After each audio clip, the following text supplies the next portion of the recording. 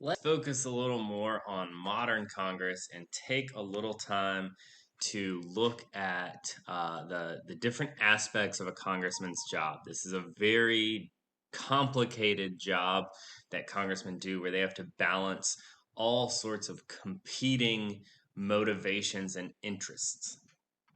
Let's first take a look at the dual nature of the job. The job of congressman is incredibly difficult because you have almost opposite motivations for what it is that they are supposed to do. So, ideally, we want our congressmen to be working in Washington, D.C., and making the laws that are best for the country. That's a perfect congressman. They are fighting in Congress to do what's best for the whole United States of America every day.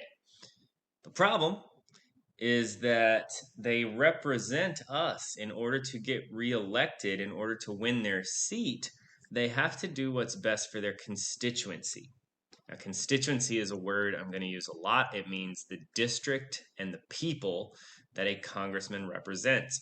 So, to get elected and to continue getting reelected, they have to serve the interest of their constituency. What's best for their constituency might not always be what is best for the country. We have several congressmen that represent areas in the Appalachian Mountains where they rely heavily on coal mining as an industry. And these congressmen have to protect the coal mining industry, even though what's best for the country might be moving on to alternative forms of energy. We consistently have congressmen that want to win projects that will provide the most benefits to their specific district, and that doesn't necessarily help out the United States as a whole. So, our local example here, you see Steve Cohen, the congressman for District 9 in the picture. Steve Cohen has gotten U.S. Congress to pay for improvements for our trolley line downtown. Steve Cohen got the United States Congress to pay for the big river crossing walking bridge over the Mississippi River. These are both projects that specifically benefit Memphians, probably benefit me most of all as a person who lives on the trolley line. They don't provide benefits for all of the United States of America. And so Congressman Cohen has to consistently do the things that make voters in Memphis happy to get his job, even though these things that he's doing don't necessarily help the United States. So we expect all the other congressmen, all 532 other congressmen, to be doing what's best for the country, while the two senators and the representative that represent you are probably looking out for your local interests the most. And so this is a very tricky and complicated job. The motivations to be best for the country and best for the district don't always line up. The other thing congressmen have to do, also complicated, they have to balance the needs and the wishes of their voters with what their party leaders tell them to do. So they have to please their voters. In order to win their seat, they have to win votes. That means they're going to have to do things that are popular with voters. Voters are going to call and email and write letters and tell them how they want them to act. And congressmen have to listen to that in order to get their votes. However, if they want to be successful in Congress and they want to get promoted and become leaders themselves, they have to be good, loyal party members. They have to listen to the directions of their party leaders. They have to worry so much about reelection that they don't always get to do what they want to do. They don't always get to purely make their own decisions in isolation, or purely focus on the voters, or purely focus on the party leaders, because they have to balance all of these needs at the same time. And so oftentimes, in order to get their seat, they have to please voters. In order to be successful in their seat, they have to please the party leadership. And this Sometimes makes voters happy because their congressman rises in the ranks and becomes leadership themselves, but other times makes the voters angry because the voters did not elect a person just to go to Washington and listen to the party leaders that are there. They elected a person to represent their interests in Congress. So these are both of these things are just they show the conflicting motivations that the congressmen have to deal with every day with every decision that they make. So we also want to take a look at these different theories of representation. These are different ideas about how a congressman makes decisions. And so we're going to go through three different models of representation here, three different theories. We'll call these the delegate role, the trustee role, and the partisan role. The most basic of these theories of representation about how the congressman decides to cast their vote would be the delegate role. This is where the congressman votes based on what their constituency wants them to do. What do the people they represent want them to do? So, a congressman who sees themselves as a delegate would, when an issue is put before them, they would listen to the people from their constituency. They would read letters from voters, they would listen to phone calls, they would read emails and tweets and all sorts of ways that the voters have voiced their opinions. And the voters are advocating for the side that they want the congressman to vote on. And the congressman will vote based on whatever the majority of their constituents told them to do. So they don't think too much about their own personal beliefs here. They're thinking about pleasing the voters, and they're thinking about providing a voice for the voters in their district. And so this would be the delegate role. They are serving as a delegate, they are voting based on what their constituency wants from them. Another way to think about this is what we call the trustee role. The congressman here votes based on their own beliefs. So we call them a trustee because we would say that, or at least the congressman would feel that the voters trust them to make the best decision. So here, the congressman sees themselves as the best decision maker who was chosen by the voters to be the decision maker. So the voters here elect the best decision maker from the district, and the voters want the congressman to decide things on their behalf. So here, the congressman is voting based on what the congressman thinks is best. They still want to be reelected, they still want to please the people, but they think that they best please the people by making good decisions for the people. And the third different approach here is the partisan role. You can see party in the name there, partisan. Here, this is where the congressman votes based on what their party leaders tell them to do. So the congressmen are listening to the party leaders most of all. This is honestly, this is most, we're going to see this more often than would be able to actually notice the delegate or the trustee role in person. But voters in Congress are going to have to listen to their party leaders pretty often. And what they feel like here when they get elected, they view it as their constituents have elected them because they want another Democratic vote or they want another Republican vote. So as voters, we know what party the candidates are from. We know that they are going to agree with their party most of the time. And so the congressmen who feel this way think that the voters have just chosen them to be another member of the team. So the voters have elected this particular congressman in order to ensure that the party they support has more votes in Congress. In this theory, the congressman is voting based on the party's goals, and they know that their district is made up of predominantly Democrats or predominantly Republicans, and so this is what their voters want. So it's not separate than pleasing the voters, but it is focusing on their role as a party member and thinking that performing as a loyal party member is what will make their voters happy. Now, this last one here, this one doesn't even really count as a separate one. The Politico role is a combination of the three. This is what every congressman actually does. So every congressman is a delegate when it's convenient, or a trustee when it is convenient, or a loyal party member when it is convenient for them. So each congressman actually chooses one of these models to use whatever is most politically convenient for them in the moment. But the Politico role would be the combination of the three.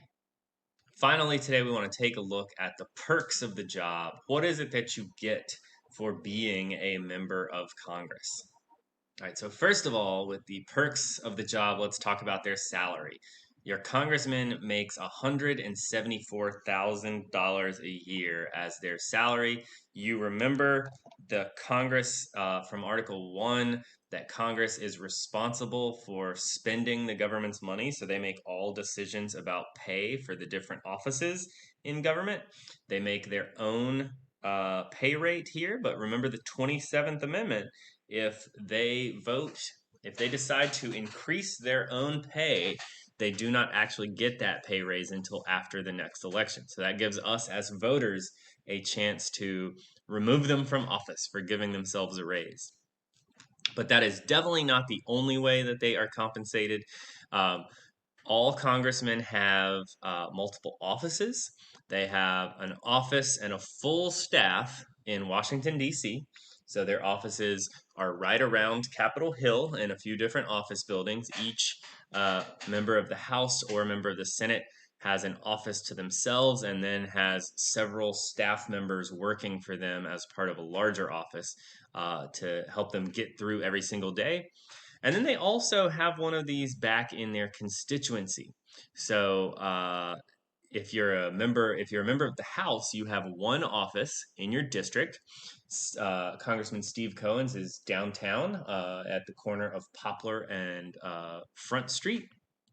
And so it's a very large office, and they have a second staff back in their constituency. So they have a full staff in Washington, D.C., and they have a full staff back in their constituency. If you are a senator and you represent the whole state, then you have several offices scattered across your state. So that the senators in Tennessee, like Marsha Blackburn, she has an office in Memphis, one in Nashville, one in Knoxville, one in Chattanooga. She can work at any of these different places when she is back in her state trying to appeal to voters. Now, being a congressman involves working in your district and working in Washington, D.C. So there is a lot of back and forth travel between your district and Washington, D.C. And that travel is paid for by us, by the taxpayers. So they travel for free.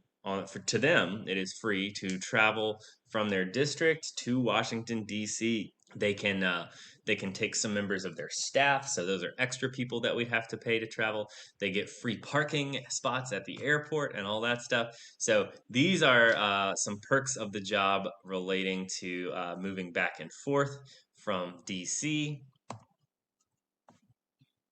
And then there's some other kind of sillier stuff here, but they do get a very good health insurance program.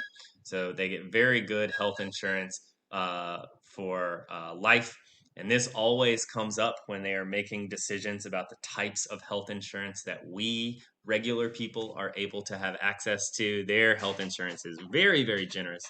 And then their retirement. If you have served in Congress for 5 years, so that means as a member of the House, you would have to win 3 elections. As a member of the Senate, you only have to serve once. But if you've worked in the Congress for 5 years, you get a pension, a retirement payments for the rest of your life.